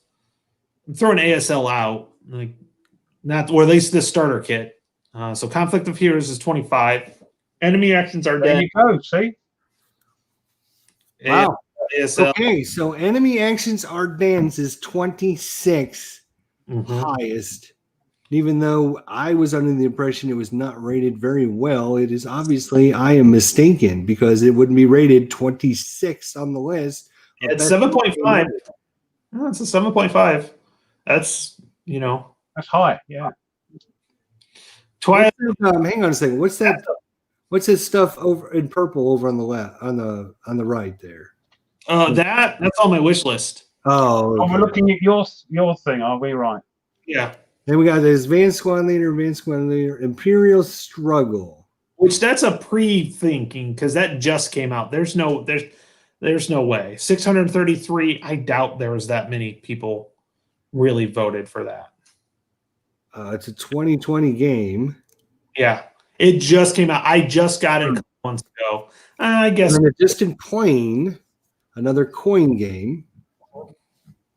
Also very high on my list to play. I have not played that one. I've messed around with it. I haven't played it all the way through yet. The problem with, I think, some card-driven games is that once you memorize the deck, you're better at it. And Distant Plane. That's where coin you can have replayability because they give you more cards for each section. You're going to have leftover cards, so you're not going to get the same events every single game. You don't know, it's a random. So there's in Liberty or Death, because I just set this up, there are 30 cards per historical period. You're going to take out 20 of those cards and put 10 back in the box that you don't even use. So when you play again, you're going to get different cards each time. And if I remember right, all the coin games are that way. You're going to have different cards. You're not always going to have the same cards. Right. And the other thing is with the coin games is you got 4 players and only 2 of them get to play the card. And only one of them gets to play the event if they want to play the event. So if you aren't even eligible to play on the card because 2 people in front of you say, oh, I don't want that. I'm going to play my special operations. And another guy says, I'm going to just use my regular event or my regular actions. You don't get to even choose on that card. So, and even if you're second and you want to use the card, the player in front of you can force you to not use the card. Yes, because they can go to a section that says, I'm just playing my regular action and no special action. Yep. And then they get a limited action.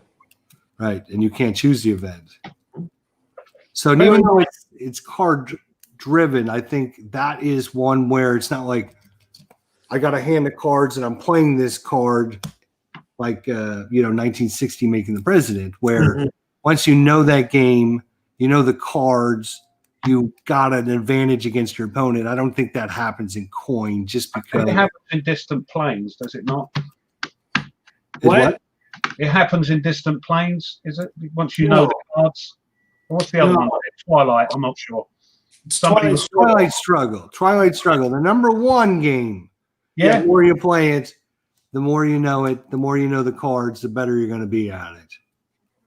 Bear in mind, as Hethwell says, he doesn't use BGG. This is BGG, so it's not the be-all and end-all because there's some...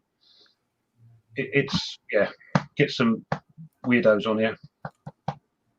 Yeah, you get some people that rate it Yeah, like me, you know. Yeah, Yeah. go back up for a little bit. You got Cuban Libre. Thunderbolt Apache Leader. Yeah. Scroll down. You got Falling Sky. I'm just trying to see where all the different coin games are. So when you come across one, let me know. They're following 44. Look, that's the first 4-4. That's the first Simonich game, I think, isn't it? Yeah. And then you have Ardennes. Ardennes. Mm-hmm. There's your favorite game, Ruff. Oh, I love that. I love them all. Love all my games, but yes. Liberty or Death. Here it is, 54. 54.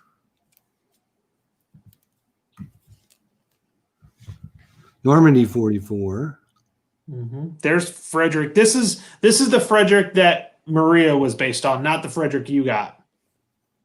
Yeah, there's two. The Frederick I've got was a reprint of an old Indian Abyss is number 70.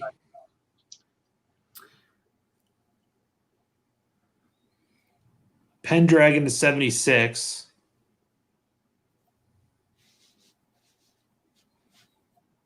Colonial Twilight's 81. There's Pursuit of Glory at 84. Basically the same game, but just narrowed in on what World War One section of the map. Instead of playing the whole map, you're just playing a section of that map. All right, so interesting. We got an interesting thought on what was going on there, because I mean, some of that is very interesting, and we'd like to really analyze the data on that and figure out. But the number one thing we can take away from this is the best war games are card games. Yeah. I mean, like the top 15 were all card games. Well, card-driven games, yeah. The card-driven games, right. Does that surprise you? It does. But then maybe only people that play card-driven games and Euro games vote on BGG. I mean, that's a possibility. We don't know the sort of demographics of voters. Have you voted on BGG? No. There you go, see? Tony, have you? Yeah, if I play a game, I do rate it. You okay. try to see a couple of the ratings I had there. But I don't like to, I don't know, because I don't like their rating system. No. It's like, I don't know. It's like, will I play it again? And there's no way to guarantee anybody could put like any rating they want, whether they've ever played the game. There's one guy that put ones on everything. And it just. So to be treated with a little pinchy of salt. Yes. Oh, yes. Of course. I mean, that's just one side. I mean, if it is interesting. I think it's very interesting, and of course, the first non card-driven game was ASL, which, according to BGG, they've got their fans. I mean, of course, it's a lifestyle game. If you want to be good at it, that's the only game you play. That's it. And as you'll see as the years go by, that will start to drop because they're all dying. They're all dying off. Also, some of them are not helping. Some of them are not helping themselves either because they treat people that want to learn it with contempt. Not all of them, and I'm not saying all of them. No. But there's some that if you were to approach somebody and say, "Hey, I want to learn this," and you approach the wrong person, you're just going to get turned off from the game. Especially if you start making mistakes. I would think that is true. But then again, isn't that the same for everything? If you pick the wrong person to teach you a game. But I know what you're saying about ASL. It may be maybe a little more prevalent. Well, I think it's interesting that everything we talked about before we looked at the analytics about mechanics, replayability, components, and all that stuff. And the first non-card game we get to doesn't have any of that. That shows you how little we know what we're talking about. But then again, the ones that were high, did they have good mechanics, good rules. Well, the number one war game, according to BGG, whether you think it's a war game or not, is Twilight Struggle. And I think if we look at this is going to be maybe our subject for next time, because we're not going to get into it right now because I've got about less than 10 minutes. Mm-hmm. But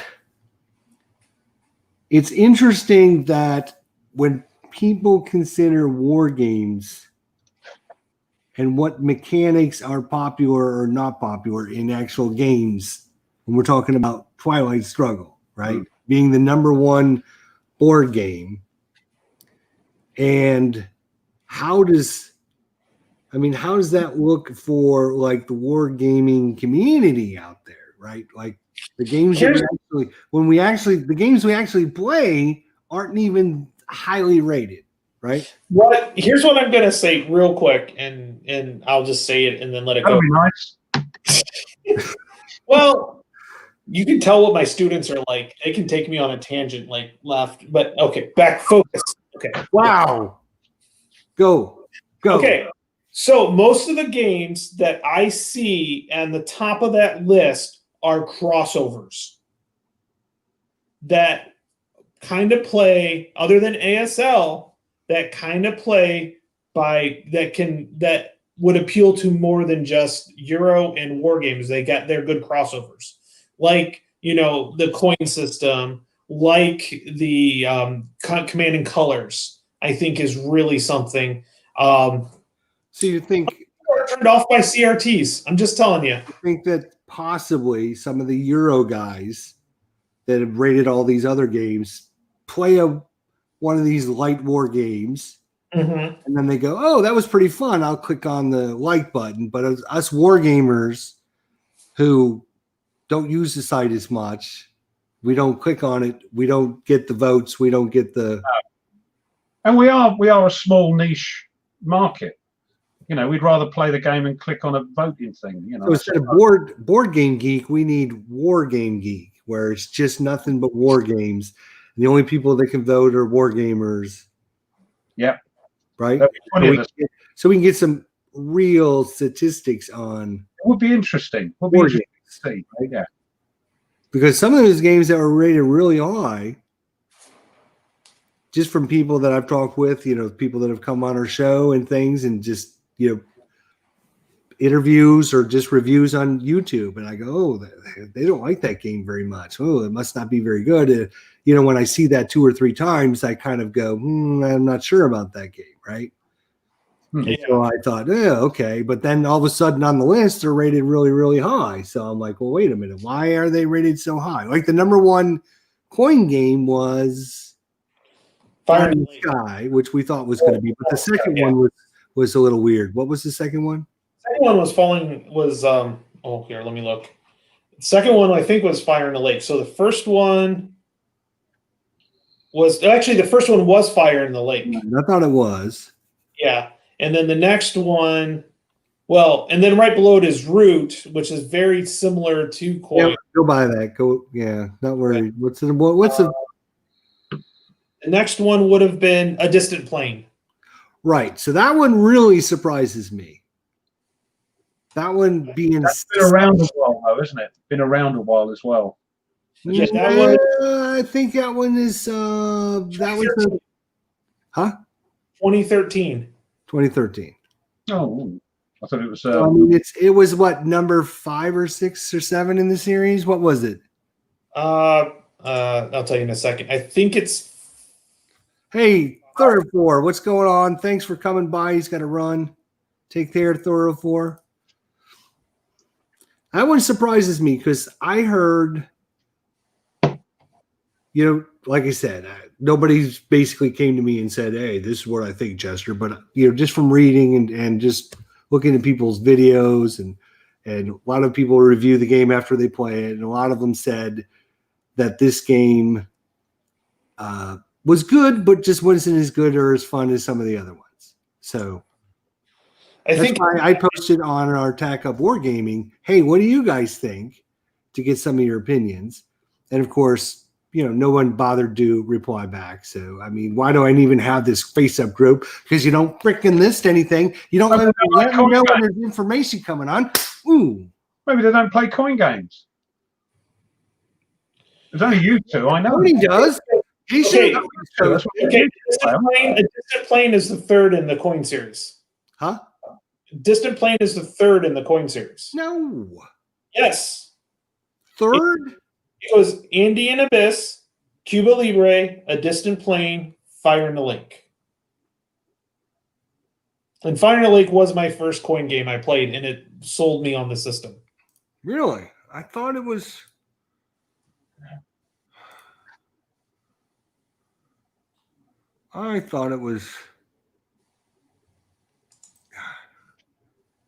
Jay, you're welcome.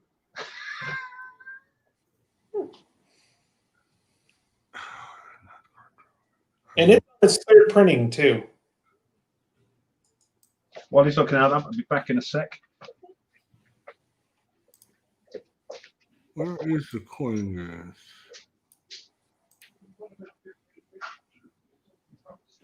Well, it is third. Yep. And Fire in the Lake is fourth. And then fifth is Liberty or Death. And then it goes to Fire in the Sky, which is sixth. And then that 2-player, honestly, I've heard way too many horror stories about Colonial Twilight, but I'm going to try to keep my mind open when I play it. What sort of horror stories? Playability or? It's one-sided. Unless the cards come out in a certain way, it's one-sided. What's one-sided? It's either the Colonial Twilight, and I can't remember which side it's favored for. Oh. I had a buddy of mine play it 3 times, and each time the one side always won. And matter of fact, when asked Brian Train, who designed it, he said it is possible, but it's very, very hard for one of the sides to win. I can't remember which side is which. So that's why I'm not going to read into that until I actually play it. Okay. So well, let us know. Of course. Yeah. Oh, it'll be on. Now that I know how to do the Vassal on, that's going to be up there. Although that is a horizontal board, so I could probably play that. Is that a wide one as opposed to a tall one? Yeah. So if you're playing on Vassal and said, Ruff, come along, I'm going to teach you. You haven't read the rules, you haven't got the game. Mm-hmm. You could do that, yeah? And convince me that I can have fun. Yeah. All right. You don't even have to play. You can just go watch, and he can just play the game and explain what he's doing. It's like cricket. Playing is much better than watching, especially Test cricket. Oh God, Test cricket! You put that on and you just let it go and check in on it every once in a while. I think playing would be more fun than watching it. So if you're making decisions and things, and you say, we've got to wind up here in the next couple minutes, but I got to go get out for next show. Okay, is why our typical games that we think are good games that we want to purchase and spend our good hard money on, why they're not as popular as other games. How do we make them more popular? How do we get more people involved in them as opposed to games like Twilight Struggle, things, simpler games like that. And I think there's a lot of good data to be had about this, because it's quite interesting when you look at the big concepts. So before we sign off, Tony, Ruff, why don't you let us know what you got planned coming up on your channels? Are you being rude? Oh, sorry. Sorry. Thank you. I'm giving out some homework. Go ahead. All right, I was going to say this record is scratched due to a technical itch, but I was recording technically the end of Doolittle Raid, and my equipment went kaput, so that's why there's nothing up this week. The penultimate part of Doolittle Raid, because I've split the last part of the turn into 2 because I did an hour-and-a-half video, and it took ages out of me. And people think, hour and a half, rough, you're having a laugh. So I've split this last turn into 2 manageable bits, hopefully. That'll be up, the first part of that will be up next week, along with an unboxing of yet another Lock and Load tactical game. Then after that, we're doing, hopefully, Crowbar, and looking forward to that. Then, whatever, I'm not sure. Maybe people can suggest something. We've got the Hunters Battle that we're going to be doing. Battle as well, so let us know when that's coming up, you know, so we can organise that. So how are we going to do that? Just record them? We'll talk about it next time. We'll talk about it next time. You having trouble with that coming up? Tony, if you're gonna run a live stream and you're gonna teach people how to play the game, the best thing you can do is post that in our war group and let everyone know beforehand. That would be will. Awesome. It was a unplanned live stream. I didn't plan on doing it. I noticed because you decided to live stream when I was live streaming. Yeah, I know. He goes to my live stream. He's like, "Hey, I just got done live streaming," and I'm like, Why would you do that?" What else you got coming up, Tony? So I'm gonna have an unboxing Monday or Tuesday of a coin game. And then I'm going to continue on my Liberty or Death as well as Rock of the Marne, which is getting interesting because I left a hole open as the Germans. And I don't know if the Allies can actually take advantage of it because I don't know if they've got enough. Get over here. I don't know if they've got enough Stuff. Yeah. stuff. Yeah, they really don't have much coming until later. So. All righty. Well, we had a good turnout today. Lots of good people coming by. We have another mutt, so that's nice. Both of you He's not a mutt. He's a Boston Terrier. You guys and your dogs, great, wonderful, great. Thanks. So good conversation. I really enjoyed it. It was. If you're looking to join in and want to replace Tony or Ruff, we have open interviews. Just email me at idjsterlive@gmail.com. You're welcome. But thanks to everyone who came out today. You can put up with Jester all you want. If you don't want to get any words in, make sure you talk with these two. That's why I just kind of do the intro and the extra, and these guys just talk in between. So, okay. Well, I have to go. See ya. So, Thanks. It's very interesting. Yep. So.